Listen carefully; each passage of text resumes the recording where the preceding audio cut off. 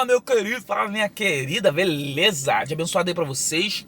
Galera, olha só, o vídeo de hoje é o seguinte: como eu aprendi inglês sozinho, tá? Primeira coisa, antes de começar, já dá um like nesse vídeo, comenta alguma coisa e compartilha com seus amigos, isso vai me ajudar. Gente, lembra, esse é meu ganha-pão, tá? Eu preciso da ajuda de vocês, compartilha. Eu compartilho aqui com vocês, eu coloco aqui um conteúdo que eu acho legal pra vocês e, por favor, me ajudem a compartilhar isso também, que isso vai me ajudar muito, tá? Primeira coisa, como que eu aprendi inglês sozinho? Vamos lá.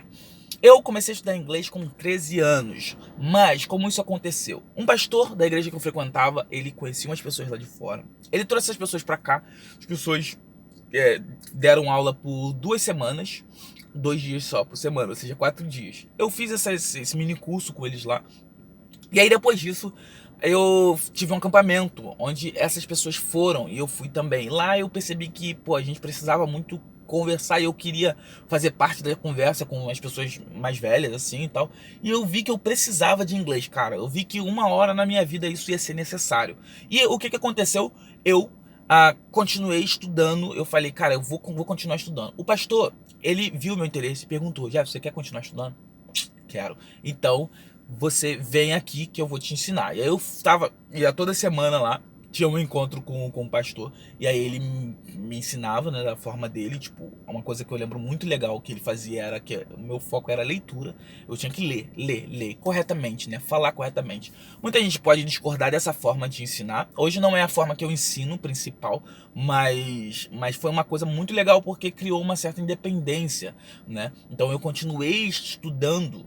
Eu fiquei 3 meses fazendo isso, ele teve que voltar para a terra dele, que ele não era daqui, e eu continuei estudando. E eu lembro que, agora assim, enfim, como que eu estudava em inglês, como que eu estudava, qual era o meu método? Meu método era o seguinte: eu lembro que eu peguei um caderno meu e comecei a escrever coisas. Escrever coisas que eu queria, passava uma frase na minha cabeça: João roubou pão na casa do João. Não, como é que é? Não, fulano roubou pão na casa do João, né? E aí eu ia lá e colocava escrevia a frase, entendeu? E aí, beleza. Como que é roubou, sabe? Como que é roubou?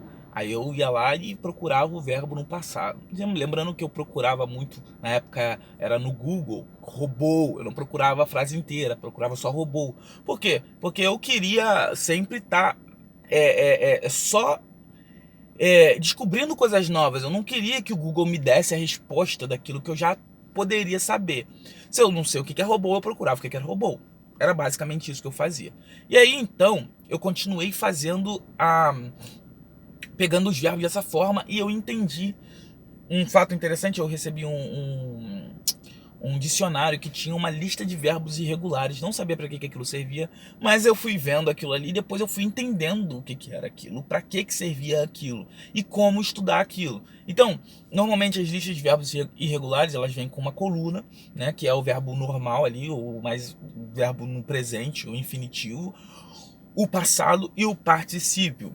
E aí eu entendi que era basicamente tentar aprender aquilo ali que ia me ajudar muito. E eu realmente, assim, não tô dizendo que é a forma certa, que é a melhor forma, mas o que eu posso dizer é que eu não estava errado, pelo menos para o que eu queria, tá? Então eu comecei a estudar aqueles verbos da seguinte forma: eu pegava uma frase, vamos lá, fazer, make, então eu ia lá e colocava fulano, I make blá blá blá, you make blá blá blá, she make blá blá blá. E aí depois eu entendi que, na verdade, pro she não era make, era makes. Então, sempre tinham lá, quando era presente, tinha 2 formas, uma normal e uma com um szinho no final, ou alguma coisa assim. E isso, cara, foi muito interessante porque eu entendi que aquilo ali era pra he, pra she e pra it, no presente. Então, eu comecei a fazer daquela forma. E aí depois eu colocava os verbos, essa mesma frase, na negação e depois na interrogação. E aí depois eu comecei a entender que basicamente utilizando esse mesmo verbo e utilizando o will ou o going to, eu colocava no futuro. Então, ao invés de ser ela faz, seria ela fará. She will make. She is going to make. Então foi muito mais tranquilo. colocava essas mesmas frases na negação e na interrogação. E aí depois no passado, a mesma coisa. E cara, basicamente, quando eu comecei a entender essas afirmações, eu comecei a entender depois como utilizar os auxiliares em geral, né? O do, o does, o did, o will, o would, né? Começou a entrar outros auxiliares e aí depois eu entendi como utilizava também o particípio, que era a terceira coluna da lista de verbos irregulares. E aí depois disso eu fiz os verbos no passado, né? Enfim, na verdade eu fiz o passado antes do particípio, né? Tô trocando as bolas aqui. Mas foi muito interessante, porque eu sempre foquei em fazer frases, na afirmação, na negação e na interrogação. E isso me ajudou muito. E hoje, toda vez que eu falo para os alunos, gente, faz frases, nunca é uma frase só. Por quê? Pelo menos 3, porque uma frase ela tem que ser afirmação, negação e pergunta.